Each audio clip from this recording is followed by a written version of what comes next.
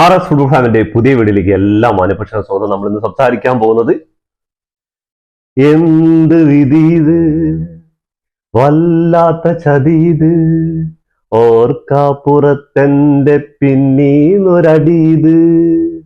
എന്താ റയൽ മാഡ്രിഡിന്റെ അവസ്ഥയാണ് പറയുന്നത്. എനിക്ക് ഇപ്പൊ ഒരു കാര്യം ഓർമ്മ വന്ന്, റയൽ മാഡ്രിഡിലെ ഏതോ ഒരു പത്രപ്രവർത്തകൻ, എനിക്ക് അതിന്റെ ചങ്ങായിയുടെ പേരൊന്നും ഓർമ്മയില്ല, ഈ ചങ്ങായി പറഞ്ഞൊരു ഡയലോഗാണ്, ഒരു വാർത്താ സമ്മേളനത്തിൽ പറഞ്ഞ കാര്യമാണ്.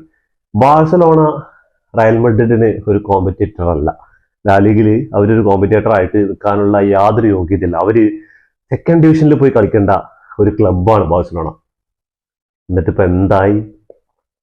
അതുകൊണ്ട് സെക്കൻഡ് ഡിവിഷനിൽ 17ാം സ്ഥാനത്ത് കളിക്കുന്ന ഒരു ടീമിനോട് തോറ്റിട്ടാണ് റയൽ മാഡ്രിഡ് ഇന്നലെ രാത്രി കോപ്പ ഡെൽ റേയിൽ റൗണ്ട് ഓഫ് 16 പുറത്താവുന്നത്.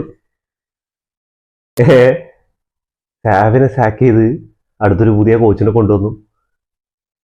സെക്കൻഡ് ടീമിന്റെ കോച്ചാണ് റയൽ മാഡ്രിഡിന്റെ. ഈ ചങ്ങാനെ കൊണ്ടുവന്നു. ഫസ്റ്റ് കളി തന്നെ, ഓപ്പണിംഗ് ഗെയിം തന്നെ 3-2 പരാജയപ്പെടുകയാണ്. അതും ഫസ്റ്റ് ലീഡ് നേടുന്നതൊക്കെ ആ ഒരു കുഞ്ഞൻ ടീമാണ്. 13 മില്യൺ എന്താണ് ആ സ്ക്വാഡിന്റെ ഡെപ്ത് ഒന്ന് ആലോചിക്കണം. അവരുടെ സ്റ്റേഡിയത്തിൽ അവരുടെ കാണികൾക്ക്, ആ ഒരു ക്ലബിന്റെ ആരാധകർക്ക് ഉറങ്ങാൻ പറ്റാത്ത രാത്രി കഴിക്കും. എന്താ കാരണം എന്ന് പറഞ്ഞാൽ ഇത്രയും വലിയൊരു ക്ലബിനെ ഒരു ടൂർണമെന്റ് ഒന്ന് പുറത്താക്കുകയാണ്.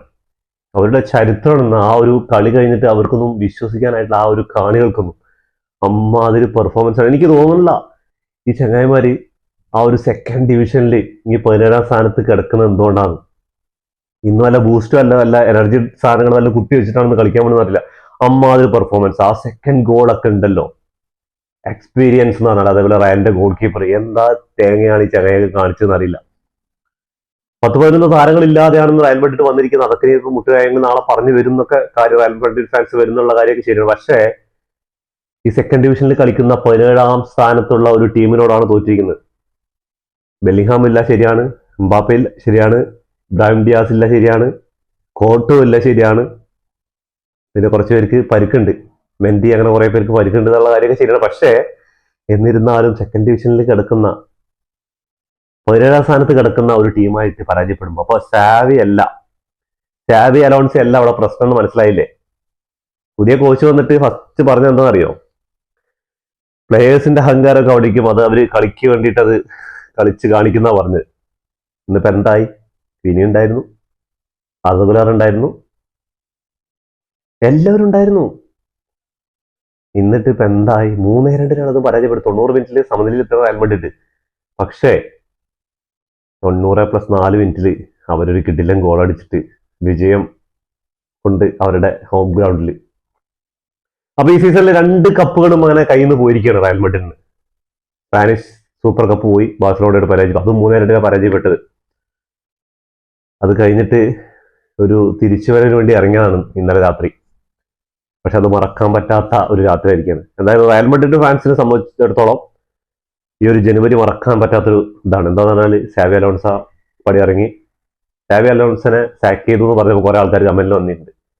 ശരിയാണ്, സാക്ക് ചെയ്തല്ല, ഒരു മ്യൂച്വൽ അണ്ടർസ്റ്റാൻഡിങ്ങാണ് പോയത്. പക്ഷെ സാക്ക് ചെയ്യാനുള്ള കാരണം, സാക്ക് ചെയ്തെന്ന് പറയുന്നില്ല.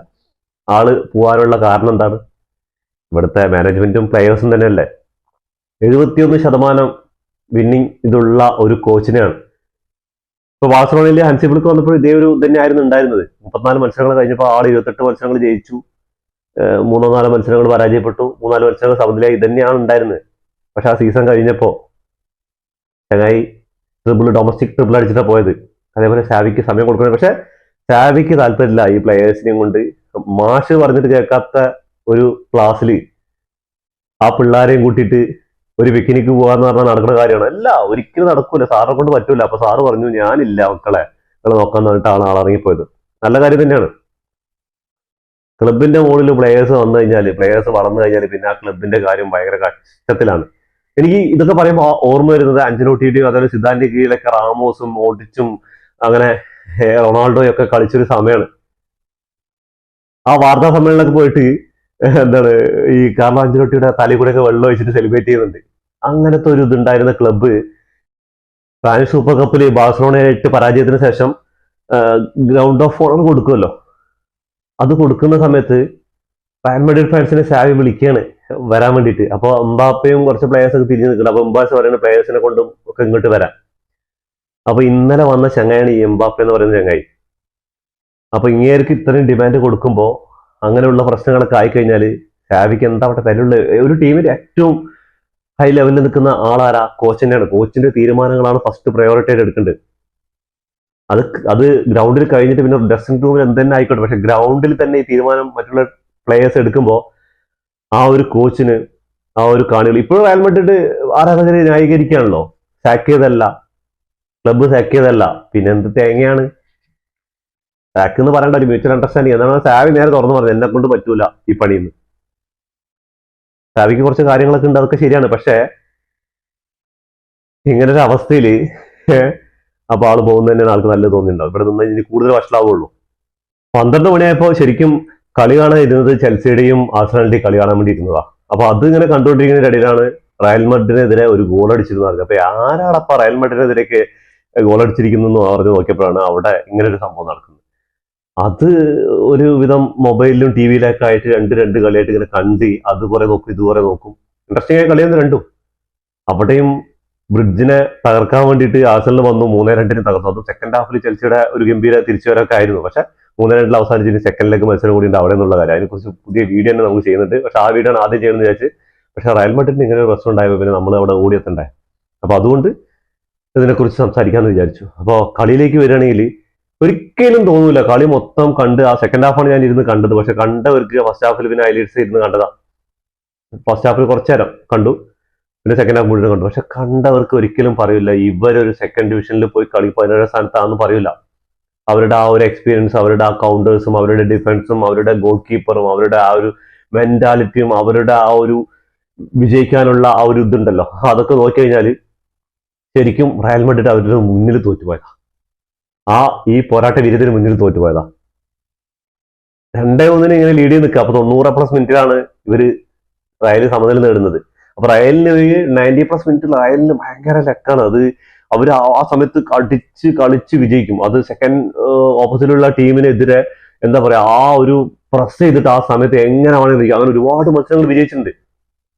അപ്പൊ അതേപോലെ നിൽക്കുന്ന സമയത്താണ് ഈ ചങ്ങായിമാര് ഗോൾ അടിക്കുന്നത്. 3 ഗോള് ആ ഗോൾ അടിക്കുന്നു. കളി കഴിയുന്നു. വിശ്വസിക്കാനാവുന്നില്ല. അവരുടെ പ്ലേയേഴ്സിനെ വരെ വിശ്വസിക്കാനാവുന്നില്ല. ഈ ആൽബസിറ്റി ലാലീഗില് സെക്കൻഡ് ഡിവിഷനായ സെഗുണ്ട ലീഗിൽ കളിക്കുന്ന ഒരു ടീമാണ്. 17 സ്ഥാനത്താണ് അവരുള്ളത്. ഇപ്പോൾ 21 മത്സരങ്ങൾ കംപ്ലീറ്റ് ചെയ്തപ്പോൾ 6 വിജയവും 6 സമനിലയും 9 തോൽവി അടക്കം 24 പോയിന്റ് ആയിട്ട് 17 സ്ഥാനത്താണ് കിടക്കുന്നത്. ആ ടീമിനോടാണ് ഒരിക്കലും പറയൂല ആ ടീം 17 സ്ഥാനത്ത് സെക്കൻഡ് ഡിവിഷനാണ് കളിക്കുന്നത്. അമ്മാതിരി കളിയാണ് ഇന്നലെ അവര് ഫുൾ ഓഫ് ചെയ്തിട്ടുണ്ടായിരുന്നത്. അപ്പോ നമുക്ക് ഇന്നത്തെ കളിയിൽ ആദ്യം ഗോൾ അടിക്കുന്നത് 42-ാം മിനിറ്റില് വില പറഞ്ഞ ചങ്ങായാണ് അവർക്ക് വേണ്ടിയിട്ട് ഗോൾ അടിക്കുന്നത്. അതിനുശേഷം ബസ്താൻഡാനോ 45-ാം മിനിറ്റിൽ സമനില ഗോൾ നേടുകയാണ്. അങ്ങനെ 1-1 ഫസ്റ്റ് ഹാഫ് പിരിയാണ്. സെക്കൻഡ് ഹാഫിൽ 82-ാം മിനിറ്റിലാണ് ആ ഗോൾ എനിക്ക് ഇപ്പോഴും കണ്ണു മറക്കുന്നില്ല കേട്ടോ. ആ ഒരു സെന്ററിൽ നിന്നുള്ളൊരു പാസ്, ആ കൗണ്ടർ വരുന്നത് റയലിന്റെ ഗോളിയുടെ മിസ്റ്റേക്ക് തന്നെയായിരുന്നു. ഫസ്റ്റ് തന്നെ ആ ഫസ്റ്റ് കയറി എടുക്കേണ്ട ബോളായിരുന്നു, അത് എടുത്തില്ല. സെക്കൻഡ് ഒരു ഡിഫൻഡർ ഡിഫെൻഡ് ചെയ്യുന്നു. പിന്നെ അടുത്ത ആ ഒരു ബോള് ആ ബോൾ പോസ്റ്റിനുള്ളിലേക്ക് ഇറങ്ങുന്ന ഒരു സീൻ ഉണ്ടല്ലോ, എമ്മാതിരി എക്സ്പീരിയൻസ് ആയിട്ടുള്ള ഒരു ഷോട്ടാണ് അറിയത്. അതിനുശേഷം 90+ മിനിറ്റില് ഗ്രാസിയിലൂടെ കിടിലൻ ഒരു ഗോള്, ഹെഡറിലൂടെ ഒരു ഗോൾ റയൽ മാഡ്രിഡ് സമനിലെത്തണം. അപ്പൊ എന്താ റയൽ മാഡ്രിഡ് എക്സ്ട്രാ ടൈമിലേക്കോ അല്ലെങ്കിൽ പെനാൾട്ടിയിലേക്കോ പോകും, അല്ലെങ്കിൽ ഈ ഒരു 5 മിനിറ്റിനുള്ളിൽ ജയിക്കുന്ന ഇങ്ങനെ റയൽ മാഡ്രിഡ് ആരാധകരും അതേപോലെ കളി കാണുന്നവർക്ക് വിചാരിച്ചുകൊണ്ടിരിക്കണം. ആ സമയത്താണ് ഒരു കിടിലൻ ഗോളിലൂടെ 90+4 മിനിറ്റിൽ ഈ ചങ്ങായിമാര് മുന്നിലെത്താണ്. എന്ത് സന്തോഷം! അവർക്ക് വേൾഡ് കപ്പ് എടുത്തതിന് തുല്യമായിരിക്കും. എന്താ കാരണം, റയൽ മാഡ്രിഡിനെ പോലെ ഒരു ക്ലബിനെ തോൽപ്പിച്ചിട്ട് ഒരു ടൂർണമെന്റിലെ റൗണ്ട് ഓഫ് 16 കടന്നിട്ട് പോവാണ് അവര്, ക്വാർട്ടർ ഫൈനലിലേക്ക് എത്തുകയാണ്. അപ്പൊ അതിന് എന്തായാലും ഭയങ്കരമായിട്ട് ആ ഒരു കളി കണ്ടിട്ട് അവർക്ക് ആ ഒരു കണ്ണീര്, ആ ഒരു ആനന്ദ കണ്ണീരുണ്ടല്ലോ, അത് ഗ്രൗണ്ട് മൊത്തം നിറഞ്ഞു നിൽക്കുകയാണ്. ഓരോ പ്ലേയേഴ്സിന്റെ മുഖത്തും സെലിബ്രേറ്റ് ചെയ്തുകൊണ്ടിരിക്കുക. ആ ചെറിയ സ്റ്റേഡിയത്തിൽ ആ കുഞ്ഞൻ കാണികള് അവർ സെലിബ്രേറ്റ് കൊണ്ട് അവരുടെ വിജയം ഒരിക്കലും പ്രതീക്ഷിച്ചു, റയൽ മാഡ്രിഡിനെതിരെ വിജയം ഒരു സമനില പോലും പ്രതീക്ഷിക്കാതെയാണ് അവർ വന്നിട്ടുണ്ടാവുക. പക്ഷെ ഇമ്മാതിരി കംബാക്ക് അടിച്ചിട്ട് ഒരു വിജയം നേടുക എന്ന് പറഞ്ഞാൽ അത് അവരെ സംബന്ധിച്ചിടത്തോളം ഒരു വേൾഡ് കപ്പ് അല്ലെങ്കിൽ ഒരു ചാമ്പ്യൻസ് ലീഗ് എടുക്കുന്നതിന് തുല്യം തന്നെയാണ്. ഇനി അടുത്ത റൗണ്ടിൽ എന്തോ ആവട്ടെ, അടുത്ത റൗണ്ടിൽ അവർക്ക് ചിലപ്പോൾ അറ്റ്ലറ്റിക്കോ ബിൽബാവോ ഒക്കെ ആയിരിക്കും എതിരാളികളായിട്ട് വരിക. നമുക്ക് ഇവരുടെ സ്റ്റാറ്റസ് പരിശോധിക്കുമ്പോൾ തന്നെ ഞാൻ നേരത്തെ പറഞ്ഞതിനുള്ള റീസൺ നിങ്ങൾക്ക് മനസ്സിലാവും. അത് കളി കാണാത്തവർക്ക് ഞാൻ പറയുന്നത്, കളി കണ്ടവർക്ക് കളി കണ്ടപ്പോൾ തന്നെ മനസ്സിലായിട്ടുണ്ടാവും. അപ്പോൾ ആൽബസെറ്റ് 13 ഷോട്ടുകളാണ് എടുത്തിട്ടുള്ളത്. അതിൽ 6 ഓൺ ടാർജറ്റിലേക്കാണ്. റയൽ മാഡ്രിഡ് ആകട്ടെ 18 ഷോട്ടുകൾ എടുത്തപ്പോൾ അതിൽ 5 മാത്രമാണ് ഓൺ ടാർജറ്റിലേക്ക്. ഒരു ടാർജറ്റ് റയൽ മാഡ്രിഡിനേക്കാൾ കൂടുതലാണെന്നുള്ള കാര്യം. 25% ബാൾ പോസ്റ്റ് ഉണ്ടായിരുന്നുള്ളതേ. അവിടെ 75% ബോൾ പിടിച്ച് കളിക്കേണ്ടത് റയൽ മാഡ്രിഡ്. 11 ഫൗളുകൾ കംപ്ലീറ്റ് ചെയ്തപ്പോൾ റയൽ മാഡ്രിഡ് 12 ഫൗളുകൾ കംപ്ലീറ്റ് ചെയ്ത്. 2 ടീമുകൾക്ക് yellow card 2-2 off side red card ഒന്നുമില്ല. Off side 2-2. 11 corners Real Madrid win ചെയ്തിട്ടുണ്ട്. ഇവിടെ ആകെ 3 കോർണേഴ്സേ വിൻ ചെയ്തിട്ടുള്ളൂ. അപ്പൊ റയൽ മാഡ്രിഡിനെ പോലെ ഒരു ടീമിനോട് കളിച്ചിട്ട് ചങ്ങായിമാര് ഗംഭീര വിജയമാണ് കൊണ്ടുവരിക്കുന്നത്. അപ്പൊ നമുക്ക് ഇനി ആരൊക്കെയാണ് ഇതിൽ, ഇനിയിപ്പോ നാളെ ബാഴ്സലോണയുടെ കളി വരുന്നുണ്ട്. അപ്പോൾ ഇനി ബാഴ്സലോണ അറ്റന്റിക്കോ മാഡ്രിഡ് ഓൾറെഡി ക്വാർട്ടറിൽ എത്തി നിൽക്കുന്നുണ്ട്. അപ്പൊ നമുക്ക് പിക്ചറിലേക്ക് നോക്കാം.